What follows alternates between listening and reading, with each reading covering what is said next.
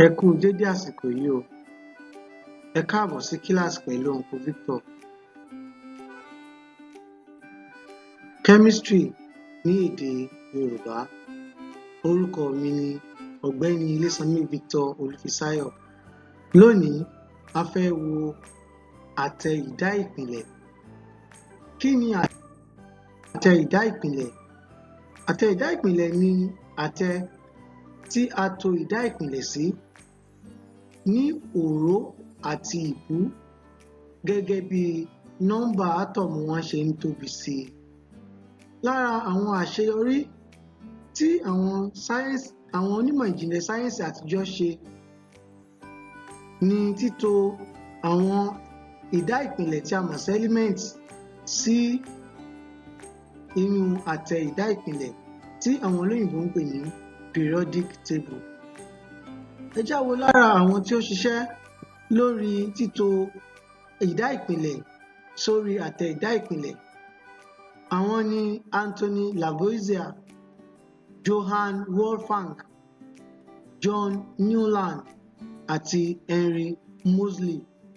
Àwọn wọ̀nyí ni wọ́n ṣiṣẹ́ takuntakun láti rí i pé a tò ìdá ìpìlẹ̀ sí orí àtẹ ìdá ìpìlẹ̀. Lára àwọn àǹfààní tí a ní títò ìdá ìpìlẹ̀ sórí àtẹ ìdá ìpìlẹ̀ ni pé ó máa ń jẹ́ kó rọrùn fúnni láti mọ àwọn àmúyẹ àwọn ìdá ìpìlẹ̀ tí a bá wo àtẹ ìdá ìpìlẹ̀. Bí a ṣe ń tẹ̀síwájú, a ó rí àwọn àmúyẹ wọ̀nyí. Ẹ jẹ́ ká wo ìpín tí a dá àtẹ ìdá ìpìlẹ̀ sí. Àtẹ ìdá ìpìlẹ̀ pín sí ìsọ̀rí mẹ́ta. Ìsọ̀rí àkọ́kọ́ ni wọ́n pè ní òró àti ìbú, èyí tí àwọn olóyìnbó ń pè ní groups and periods. Ìkejì ni búlọ̀kì, èyí tí àwọn olóyìnbó ń pè ní blocks of elements. Ìkẹta ni ìdá ìpìlẹ̀ onírin àti ìdá ìpìlẹ̀ aláìnírin. Ẹ jẹ́ á tẹ̀síwájú ká wo òró àti ìbú.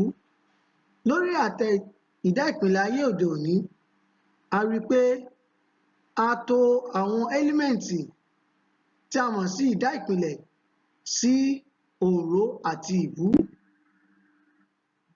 Láti apá ọ̀tún lọ sí láti apá òsì lọ sí apá ọ̀tún, a ó rí wípé bí a ṣe ń lọ láti apá ọ̀tún sí apá òsì, àwọn ìlà yìí ni a mọ̀ sí group, periods tí a mọ̀ sí ìbú. Láti òkè wá sí ìsàlẹ̀ ni a ní àwọn tí a mọ̀ sí groups, èyí tí a pè ní òró. Ẹ jẹ́ ká tẹ̀síwájú ká wo àwọn ìpín kejì. A pín àtẹ ìdá ìpìlẹ̀ sí block. Blọ́ọ̀kì mẹ́rin ló wà lórí àtẹ ìdá ìpìlẹ̀. Èkíní ni a mọ̀ sí búlọ̀kì S block element.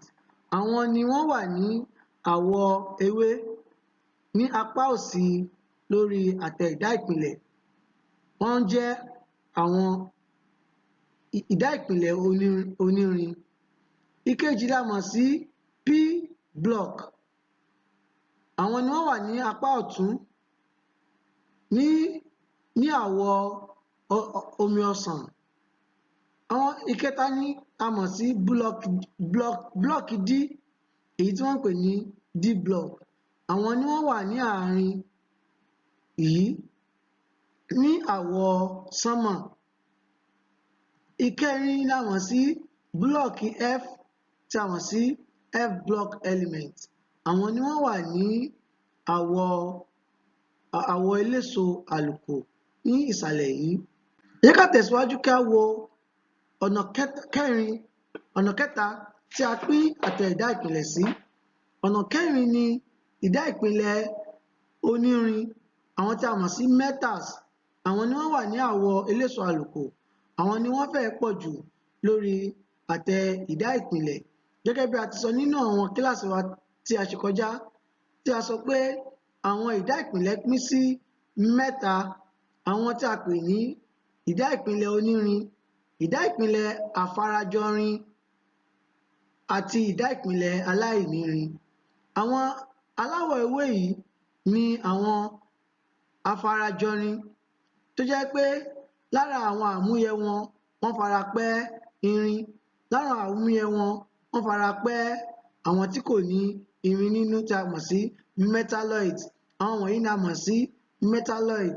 Àwọn ni a pè ní ẹ̀dá ìpìlẹ̀ afarajọrin.